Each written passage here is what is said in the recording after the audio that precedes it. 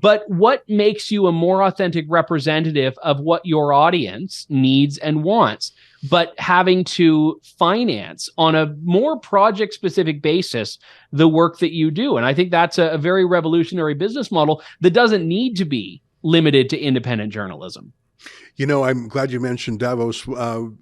I went there last time. I had the pleasure of hanging out with you a little bit. I'd like to show, and people have seen the videos we've done. My favorite was when we scrummed Albert Bourla, the CEO of Pfizer. But let me show one of my favorite videos of you, because you, boy, it's, I've described this to our viewers before. You're in this small town. It's like Banff, Alberta. Like it's a small ski town, really, in the middle of the mountains that's suddenly taken over by thousands of these VVIPs.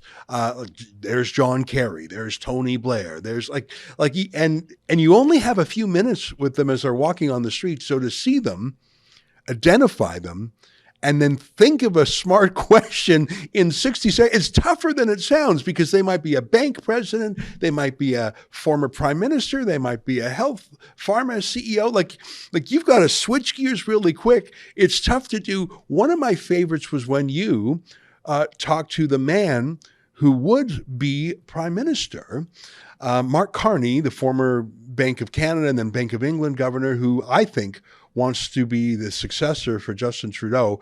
And I'll give him credit. He actually had a bit of a banter with you. Let's take a look at that right now. Hi, Mr. Carney. Andrew Lawton with True North in Canada. Nice to see you. I never do spontaneous. I understand. My one question is, could the Canadian oil and gas sector survive the net zero approach that's being promoted here? As I said, I never do. If you want an interview with me, like everybody else, you make a request and we can have it. And will you accept that?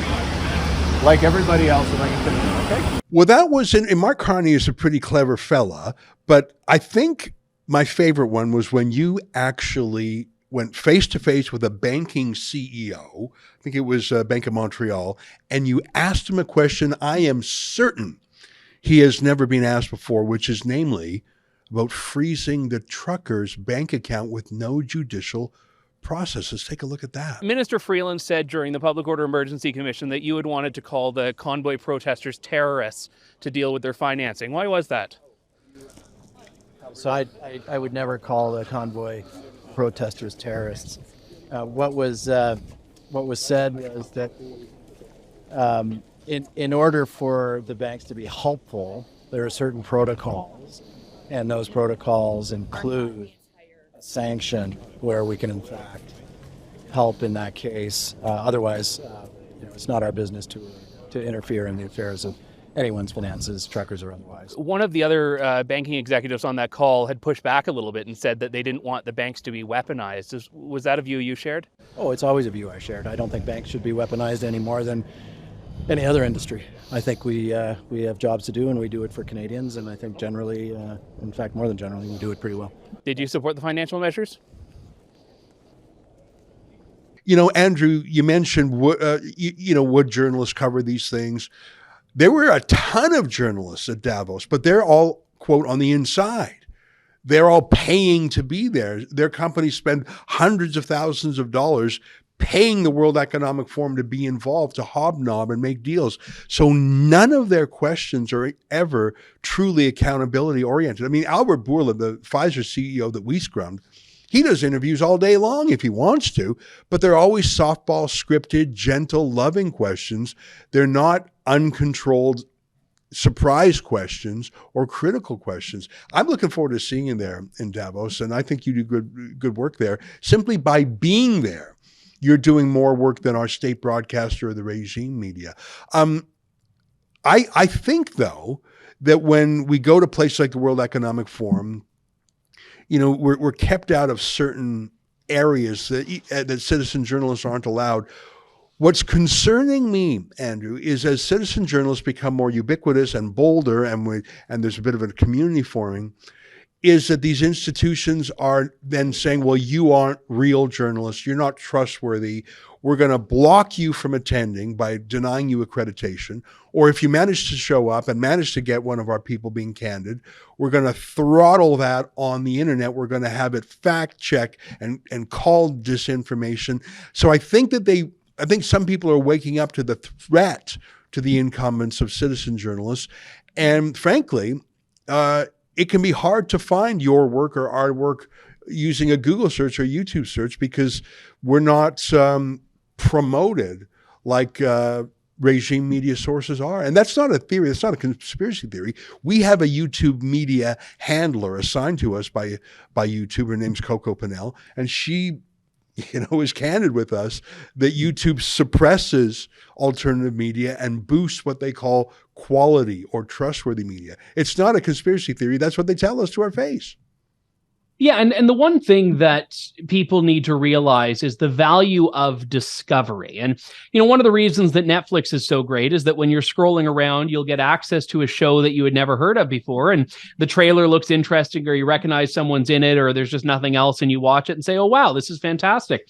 And, to use a self-indulgent example here, I did a few weeks back my first ever book event at a bookstore for my book, The Freedom Convoy, which came out a year and a half ago. And I say it was the first event because many of the bookstores in Canada wouldn't carry it. Indigo wouldn't put it on its shelf. And, the book still did very well. But it was interesting that there were people that had learned of it for the first time in December of this year because they walked past the bookstore and they saw it in the window and said, oh, there's a book about the Freedom Convoy. I've heard about that. They walk in and they don't know who I am, but the subject grabs them because it was there. And that's what the government is banning. I mean, for now, yes, True North will be able to mail our list that we have, and Rebel will be able to mail its list. Now, there are still challenges there if some of these mail service providers are pressured and internet service providers are.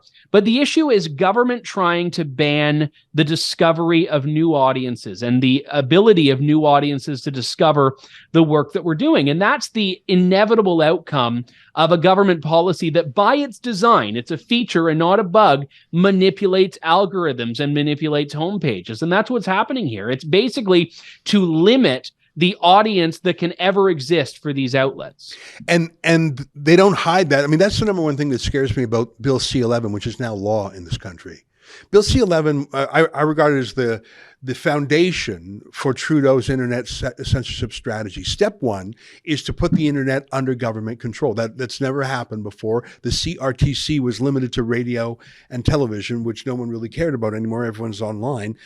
So C-11 gives government dominion over the internet, but they have in Section 9, and I think you know this, they have a subsection dealing with what they call discoverability. Like you say, how did you hear about this movie on Netflix? How did you hear about this book in the bookstore? Well, that discoverability, and that's what I mentioned that YouTube does, they de-boost sites they don't like and boost the ones they do. It's bad enough when YouTube is doing that, but Section 9 of C-11 gives the government, through the CRTC, the power to alter the, quote, discoverability of anything on the internet for any reason at all. Now, they list for French language reasons or Aboriginal reasons or Canadian content reasons, but those are just examples. That's not an exclusive or exhaustive list. So by giving the government the power to alter discoverability, do you doubt for a second that they will use that power, which they just gave themselves, to boost CBC, Globe and Mail, and deboost Andrew Lawton and completely unboost Ezra Levant? Yeah, well, no, for sure. And I mean, the great irony is that the letter of what they're claiming is that they're trying to make Canadian content more available. Well, I mean, you can't get more Canadian than True North. I mean, our coverage is about Canada. We aren't talking about how terrible Canada is. If anything, we're being far more patriotic and talking about how great Canada is. But I don't believe for a second that True North will be the beneficiaries of this. And the reason that's very important here, and contextually why people need to realize this, is that they're going to be making these normative judgments about what type of Canadian content is available. And I've said, if I basically come out as a disabled transgender lesbian and change the Andrew Lawton show, I bet it will be C-11 compliant. Will be on all your homepages. When CBC did that one thing a while ago where Talking Tomato was lecturing the audience about colonialism, that'll be Canadian content, but anything critical of that will not be. Now, there's an easy answer to this, which is just let the companies, who are not perfect, but they have a pretty good sense of what audiences want to see, let the companies run their algorithms, If someone like you or I has an issue with the way YouTube is doing things, we can decide, hey, we want to use Rumble or we want to start our own platform. But I mean, again, it's going to be very interesting to see how players like Rumble are forced into this. If they don't play ball, are they going to be blocked? Will you as a Canadian not be allowed to go to Rumble because they've decided that they will not manipulate these algorithms to comply with the government? You know, and that's a great point about Rumble. They have been banned in France, the entire country of France. You can't get Rumble precisely because they will not follow France's censorship regime. And I salute Rumble. And I'm a little bit worried for them because as Rumble grows, it intends to be a YouTube competitor. It's probably only 1% the size of YouTube, but still that's enormous. But boy, they want to squash Rumble like they want to squash Elon Musk's Twitter, or X as it's now called. Let's look ahead to 2024. We're going to see you at the World Economic Forum in 3 weeks in Davos, and I love hanging out with you. It's nice to have a friend from Canada when we're surrounded by all these jet-setting. In the belly of the beast. Yeah, it's quite alienating to be in those circles, and it can be a little lonely in a way because, you know, you have thousands of these people all on this World Economic Forum mission, and it's like trying to swim against a tidal wave. There are a handful of other citizen journalists there. I saw Savannah Hernandez there. There was a Japanese citizen journalist who said she was inspired by our work, and she decided to go to Davos. It was a wonderful. So there are some, and she actually, by the way, questioned Klaus Schwab. She right, saw him on the street, Masako name. Ganaha, and he was about to answer her question. And then he said, which media are you from?